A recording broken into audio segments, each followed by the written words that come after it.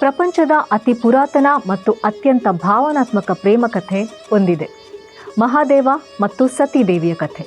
ಈ ಪ್ರೇಮದಲ್ಲಿ ತಪಸ್ಸಿದೆ, ಅಹಂಕಾರದ ಎದುರು ನಿಂತ ಹಠ ಇದೆ ಮತ್ತು ಎಂದಿಗೂ ಮುಗಿಯದ ವಿರಹದ ನೋವಿದೆ. ಸೃಷ್ಟಿಕರ್ತ ಬ್ರಹ್ಮನ ಮಗ ದಕ್ಷ ಪ್ರಜಾಪತಿ. ಅವನಿಗೆ ಬಹಳ ಪುತ್ರಿಯರು. ಆದರೆ ಅವರಿಗೆ ಅತ್ಯಂತ ಪ್ರೀತಿಯ ಮಗಳು ಅಂದರೆ ಸತಿ. ಸಾಕ್ಷಾತ್ ಆದಿಶಕ್ತಿಯೇ ದಕ್ಷನ ಮಗಳಾಗಿ ಜನಿಸಿರ್ತಾಳೆ. ಸತಿ ಬೆಳೀತಾ ಹೋದ ಹಾಗೆ ಅವಳ ಮನಸ್ಸು ಸಂಸಾರದ ಸುಖದ ಕಡೆಗಿಂತ ಹೆಚ್ಚಾಗಿ ಕೈಲಾಸದ ಮಂಜಿನ ಬೆಟ್ಟದಲ್ಲಿ ಧ್ಯಾನಸ್ಥನಾಗಿರೋ ಶಿವನ ಕಡೆಗೆ ಸೆಳೀತಾ ಇತ್ತು. ರಾಜಕುಮಾರಿಯಾಗಿದ್ರೂ ಸತಿ ಬಯಸಿದ್ದು ವೈಭವದ ಅರಮನೆಯನ್ನಲ್ಲ, ಬದಲಿಗೆ ಹುಲಿ ಚರ್ಮ ಧರಿಸಿ ಮೈಗೆ ಭಸ್ಮ ಬಳ್ಕೊಂಡಿರೋ ಆ ಸ್ಮಶಾನವಾಸಿಯನ್ನ. ತಂದೆ ದಕ್ಷನಿಗೆ ಶಿವ ಅಂದ್ರೆ ಆಗ್ತಾ ಇರಲಿಲ್ಲ. ದಕ್ಷನ ದೃಷ್ಟಿಲಿ ಶಿವ ಅಂದ್ರೆ ಶಿಸ್ತಿಲ್ಲದ, ನಿಯಮಗಳಿಲ್ಲದ ಅವಧೂತ. ಆದರೆ ಸತಿಗೆ ಶಿವನೇ ಸರ್ವಸ್ವ. ಅವಳು ಅರಮನೆಯ ಸುಖ ತೊರೆದು ಕಾಡಿಗೆ ಹೋಗಿ ಶಿವನಿಗಾಗಿ ಕಠಿಣ ತಪಸ್ಸು ಮಾಡ್ತಾಳೆ. ಅವಳ ಈ ಅಚಲ ಭಕ್ತಿಗೆ ಸೋತ ಮಹಾದೇವ ಕೊನೆಗೆ ಸತಿಯನ್ನ ತನ್ನ ಅರ್ಧಾಂಗಿನಿಯಾಗಿ ಸ್ವೀಕರಿಸುವುದಕ್ಕೆ ಒಪ್ಕೋತಾನೆ. ತಂದೆ ದಕ್ಷನ ಇಚ್ಛೆಗೆ ವಿರುದ್ಧವಾಗಿ ಶಿವ ಮತ್ತು ಸತಿಯ ವಿವಾಹ ಆಗತ್ತೆ. ಆ ಪ್ರೇಮ ಅದೆಷ್ಟು ಗಾಢವಾಗಿತ್ತು ಅಂದರೆ ಶಿವ ತನ್ನ ಸುದೀರ್ಘ ಧ್ಯಾನವನ್ನೇ ಮರೆತು ಸತಿಯ ಪ್ರೀತಿಯಲ್ಲಿ ಮಗ್ನನಾಗ್ತಾನೆ. ಕೈಲಾಸದ ಬೆಟ್ಟಗಳಲ್ಲಿ ಅವರಿಬ್ಬರು ಕಳೀತಾ ಇದ್ದ ಸಮಯ ಕಾವ್ಯದ ಹಾಗಿತ್ತು. ಶಿವ ಅವಳಿಗಾಗಿ ಅಪರೂಪದ ಹೂಗಳನ್ನು ತರ್ತಾ ಇದ್ದ, ಸತಿ ಶಿವನ ಜಟೆಯನ್ನು ಅಂದವಾಗಿ ಅಲಂಕರಿಸ್ತಾ ಇದ್ಲು. ಅವರಿಬ್ಬರ ನಡುವೆ ಮಾತಿಗಿಂತ ಮೌನವೇ ಹೆಚ್ಚಾಗಿತ್ತು. ಒಬ್ಬರ ಕಣ್ಣುಗಳನ್ನು ನೋಡಿ ಇನ್ನೊಬ್ಬರು ಭಾವನೆಗಳನ್ನು ಅರ್ಥೈಸ್ಕೊಳ್ತಾ ಇತ್ತು.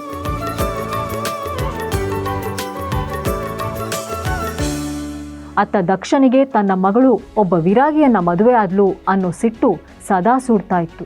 ಒಮ್ಮೆ ದಕ್ಷ ಒಂದು ಬೃಹತ್ ಯಜ್ಞವನ್ನ ಏರ್ಪಡಿಸ್ತಾನೆ. ಎಲ್ಲ ದೇವತೆಗಳನ್ನು ಆಹ್ವಾನಿಸ್ತಾನೆ. ಆದರೆ ಉದ್ದೇಶಪೂರ್ವಕವಾಗಿ ತನ್ನ ಮಗಳು ಸತಿ ಮತ್ತು ಅಳಿಯ ಶಿವನನ್ನ ಕರೆಯಲ್ಲ. ಸತಿಗೆ ಈ ವಿಷಯ ತಿಳಿದಾಗ ಮನಸ್ಸಿಗೆ ತುಂಬಾ ನೋವಾಗುತ್ತೆ. ತಂದೆ ಮಾಡ್ತಾ ಇರೋ ಯಜ್ಞಕ್ಕೆ ಹೋಗ್ಬೇಕು ಅನ್ನಿಸ್ತಿದೆ ಅಂತ ಶಿವನ ಹತ್ರ ಹೇಳ್ಕೊತಾಳೆ. ಆದರೆ ಆಹ್ವಾನ ಇಲ್ಲದೆ ಹೋಗೋದು ಸರಿಯಲ್ಲ ಅಂತ ಶಿವ ನಿರಾಕರಿಸ್ತಾನೆ. ತಂದೆಯ ಮನೆಗೆ ಹೋಗೋದಕ್ಕೆ ಆಹ್ವಾನ ಯಾತಕ್ಕೆ ಅಂತ ಶಿವನ ಎಚ್ಚರಿಕೆಯ ಮಾತನ್ನು ಮೀರಿ ಯಜ್ಞ ನಡೀತಾ ಇರೋ ಕಡೆಗೆ ಸತಿ ಹೊರಟೇ ಬಿಡ್ತಾಳೆ.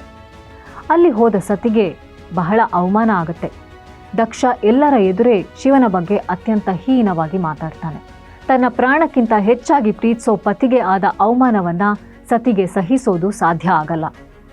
ಯಾವ ದೇಹ ಶಿವನನ್ನ ನಿಂದಿಸಿದ ಈ ದಕ್ಷನಿಂದ ಹುಟ್ಟಿದ್ಯೋ ಆ ದೇಹ ನನಗೆ ಬೇಡ, ಈ ಹುಟ್ಟು ನನಗೆ ಬೇಡ ಅಂತ ನಿರ್ಧರಿಸಿ ಯೋಗಾಗ್ನಿಗೆ ತನ್ನನ್ನು ತಾನು ಅರ್ಪಿಸ್ಕೋತಾಳೆ. ಯೋಗದ ಪವಿತ್ರ ಅಗ್ನಿಲಿ ಸುಟ್ಟು ಭಸ್ಮ ಆಗ್ತಾಳೆ. ಸತಿಯ ಮರಣದ ಸುದ್ದಿ ತಿಳಿದ ಶಿವನ ನೋವು ಕ್ರೋಧವಾಗಿ ತಿರುಗತ್ತೆ. ಆ ಕ್ರೋಧಕ್ಕೆ ಪಾರವೇ ಇರಲ್ಲ.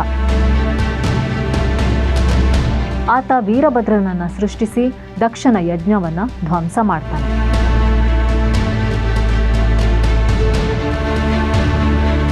ಆದರೆ ಸತಿ ಇಲ್ಲದ ಜಗತ್ತು ಶಿವನಿಗೆ ಶೂನ್ಯವಾಗಿ ಕಾಣುತ್ತೆ.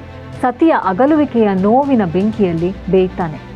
ಸತಿಯ ದೇಹವನ್ನ ಹೆಗಲ ಮೇಲೆ ಹೊತ್ತು ಇಡೀ ಬ್ರಹ್ಮಾಂಡದಾದ್ಯಂತ ಅಲಿತಾನೆ. ಶಿವನ ಸ್ಥಿತಿಯನ್ನು ಕಂಡ ದೇವತೆಗಳೆಲ್ಲ ಆತಂಕ ಪಡ್ತಾರೆ.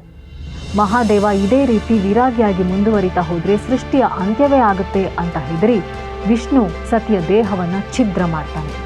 ಆ ದೇಹದ ಭಾಗಗಳು ಹಲವು ಭಾಗಗಳಾಗಿ ಭೂಮಂಡಲದಲ್ಲಿ ಬೀಳತ್ತೆ. ಸತಿಯ ದೇಹದ ಭಾಗಗಳು ಬಿದ್ದ ಆ ಸ್ಥಳಗಳೇ ಇಂದು ನಾವು ಪೂಜಿಸೋ ಪವಿತ್ರ ಶಕ್ತಿ ಪೀಠಗಳು. ಈಗ ಸತಿಯ ದೇಹವೂ ಶಿವನ ಬಳಿಯಲ್ಲಿಲ್ಲ. ಅವಳ ಅಗಲುವಿಕೆಯಿಂದ ಶಿವ ದೀರ್ಘ ಮೌನಕ್ಕೆ, ಘೋರ ಧ್ಯಾನಕ್ಕೆ ಶರಣಾಗ್ತಾನೆ. ಈ ಜಗತ್ತಿಗೂ ತನಗೂ ಸಂಬಂಧವೇ ಇಲ್ಲ ಅನ್ನೋ ಹಾಗೆ ಸಮಾಧಿ ಸ್ಥಿತಿಯ ಧ್ಯಾನದಲ್ಲಿ ಮುಳುಗ್ತಾನೆ. ಶಿವನ ಈ ಘೋರ ಮೌನವನ್ನ ಮುರಿದು ಮತ್ತೆ ಅವನಲ್ಲಿ ಪ್ರೇಮದ ಬೆಳಕು ಹಚ್ಚೋಳು ಪಾರ್ವತಿ.